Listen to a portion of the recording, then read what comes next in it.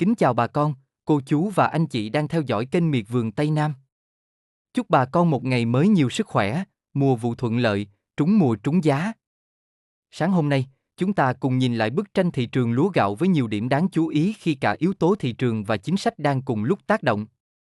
Trước hết, tại khu vực đồng bằng sông Cửu Long, thị trường lúa hôm nay đã ghi nhận tín hiệu tích cực khi giá bắt đầu nhích lên sau những phiên trầm lắng trước đó. Đây là diễn biến quan trọng, cho thấy thị trường đang có dấu hiệu phục hồi sau giai đoạn chịu áp lực từ nguồn cung lớn. Theo ghi nhận tại An Giang, nhiều chủng loại lúa tươi đã tăng giá so với ngày trước, trong đó một số giống chủ lực tăng từ 100 đến 300 đồng mỗi ký. Đi cùng với đó, hoạt động giao dịch cũng có sự cải thiện khi thương lái quay lại mua hàng nhiều hơn, cho thấy niềm tin thị trường đang dần được khôi phục. Ở góc độ rộng hơn, thị trường gạo nội địa hiện đang vận động theo hướng ổn định. Dù giá gạo chưa tăng mạnh, nhưng mặt bằng giá vẫn được giữ vững, đặc biệt ở các dòng gạo chất lượng khá và gạo phục vụ xuất khẩu. Trên thị trường quốc tế, giá gạo châu Á tiếp tục duy trì trạng thái đi ngang.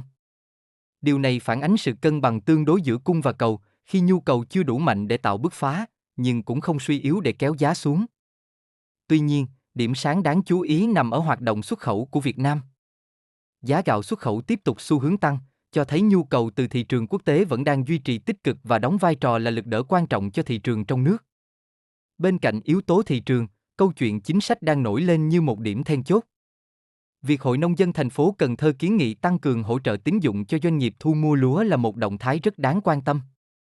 Thực tế cho thấy, trong vụ đông xuân năm nay, dù năng suất đạt tốt nhưng người nông dân lại chịu áp lực lớn từ chi phí đầu vào tăng cao như phân bón, nhiên liệu và chi phí thu hoạch. Trong khi đó, doanh nghiệp thu mua lại gặp khó khăn về nguồn vốn, dẫn đến tình trạng thu mua chưa tương xứng với nguồn cung. Chính vì vậy, nếu dòng vốn tín dụng được khơi thông kịp thời, đây sẽ là yếu tố mang tính kích hoạt để giúp thị trường vận hành trơn tru hơn. Khi doanh nghiệp có đủ năng lực tài chính để thu mua, lượng lúa hàng hóa sẽ được hấp thụ tốt hơn, từ đó góp phần ổn định và nâng đỡ giá lúa cho bà con. Dưới góc nhìn chuyên gia, có thể nhận định rằng thị trường lúa gạo hiện đang bước vào giai đoạn chuyển tiếp từ suy yếu sang phục hồi. Sự cải thiện của giá lúa trong nước, kết hợp với đà tăng của xuất khẩu, đang tạo ra nền tảng tích cực hơn cho thị trường. Trong ngắn hạn, giá lúa có thể tiếp tục dao động tăng nhẹ xen kẽ những nhịp điều chỉnh do nguồn cung vẫn còn khá lớn. Tuy nhiên, về trung hạn, nếu chính sách tín dụng được triển khai hiệu quả và xuất khẩu duy trì đà tăng, khả năng hình thành xu hướng tăng giá rõ rệt là hoàn toàn có cơ sở. Đặc biệt, nhóm lúa chất lượng cao và lúa phục vụ xuất khẩu sẽ tiếp tục là phân khúc có tiềm năng tăng trưởng tốt hơn so với mặt bằng chung. Bà con nên theo dõi sát diễn biến thị trường cũng như các chính sách hỗ trợ sắp tới, từ đó cân nhắc thời điểm bán hợp lý để tối ưu lợi nhuận. Tránh bán vội trong những thời điểm thị trường vừa mới phục hồi, khi xu hướng tăng vẫn còn đang hình thành. Sau đây em xin cập nhật chi tiết giá thu mua lúa gạo trên thị trường thế giới, thị trường xuất khẩu của Việt Nam và thị trường trong nước tại một số khu vực các địa phương, để bà con mình tham khảo, đưa ra quyết định giá bán cho ruộng lúa gạo của nhà mình nhé. Thị trường thế giới. Thị trường gạo châu Á tiếp tục ổn định đi ngang. Xuất khẩu có tín hiệu cải thiện. Chưa có xu hướng tăng mạnh rõ ràng. Nhận định. Thị trường quốc tế đang giữ vai trò ổn định, chưa tạo đột biến nhưng không tiêu cực. Thị trường xuất khẩu Việt Nam. Giá gạo xuất khẩu tăng mạnh. Gạo 5% tấm, 475-485 USD trên tấn cộng 15 USD. Gạo Jasmine, 456-460 USD trên tấn cộng 2 USD. Đánh giá. Xuất khẩu đang là động lực chính kéo giá thị trường. Thị trường trong nước. Đồng bằng sông Cửu Long. Giá lúa tăng trở lại. Giao dịch khởi sắc hơn. Cụ thể, OM18 tăng 200 đồng trên ký. Đài thơm 8 tăng 200 đồng trên ký. OM5451 tăng 300 đồng trên ký. IR50404 tăng 100 đồng trên ký. Giao dịch. Thương lái mua mới nhiều hơn. Thị trường sôi động hơn hôm qua. Nhận định. Thị trường nội địa đã có tín hiệu phục hồi rõ. Giá gạo nguyên liệu thành phẩm. Gạo Y, R504 thành phẩm, 9.500-9.700 đồng trên ký.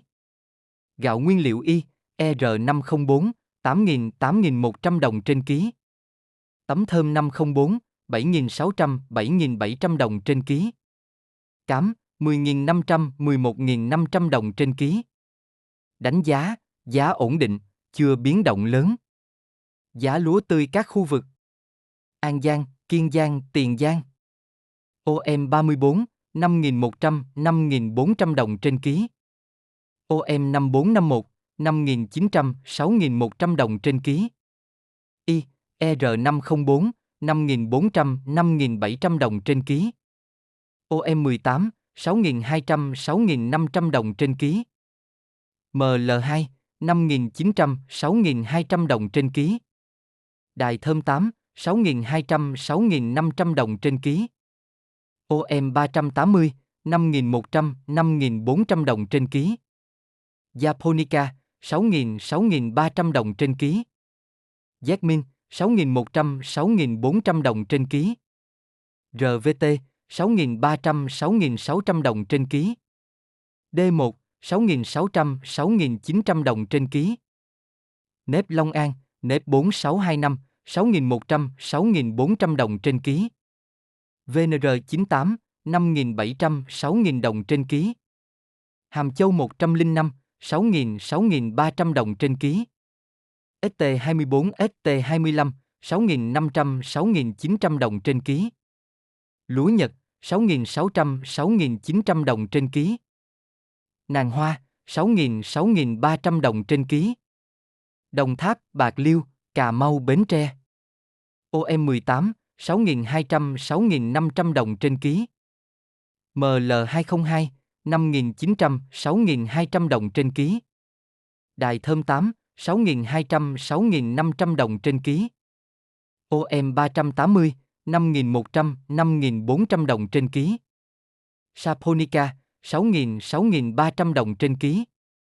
Jasmine, 6.100, 6.400 đồng trên ký. RVT, 6.300, 6.600 đồng trên ký. DS1, 6.600, 6.900 đồng trên ký.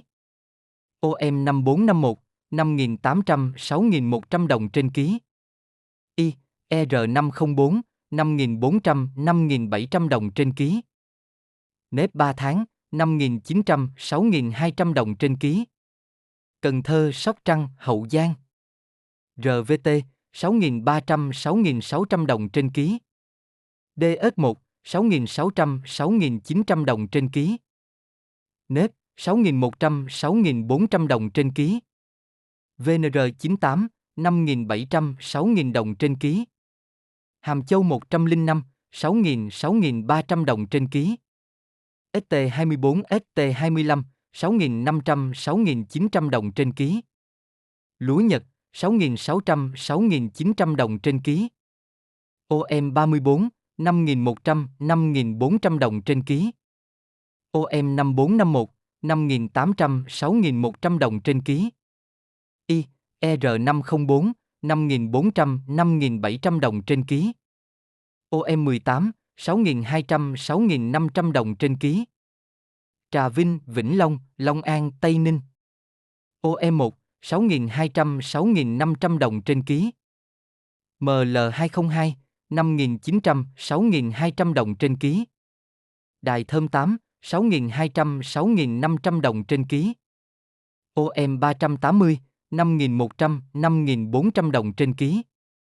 Japonica, 6.000, 6.300 đồng trên ký. Jasmine, 6.100, 6.400 đồng trên ký. RVT, 6.300, 6.600 đồng trên ký. GX1, 6.600, 6.900 đồng trên ký.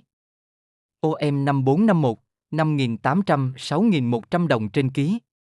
I, ER504, 5.400, 5.700 đồng trên ký. Giá gạo bán lẻ. Gạo Nàng Nhang, 28.000 đồng trên ký. Gạo trắng thường, 16.000, 17.000 đồng trên ký. Gạo thường, 12.000, 14.000 đồng trên ký. Gạo thơm, 17.000, 22.000 đồng trên ký. Gạo Jasmine, 17.000, 18.000 đồng trên ký. Gạo Nàng Hoa, 21.000 đồng trên ký. Gạo tẻ thường, 13.000, 14.000 đồng trên ký. Gạo Thơm Thái, 20.000, 22.000 đồng trên ký. Gạo Đài Loan, 20.000 đồng trên ký. Gạo Nhật, 22.000 đồng trên ký. Thị trường quốc tế hiện vận động trong trạng thái ổn định, giá chưa hình thành xu hướng rõ ràng nhưng cũng không chịu áp lực giảm sâu, cho thấy nền cầu vẫn đang được duy trì.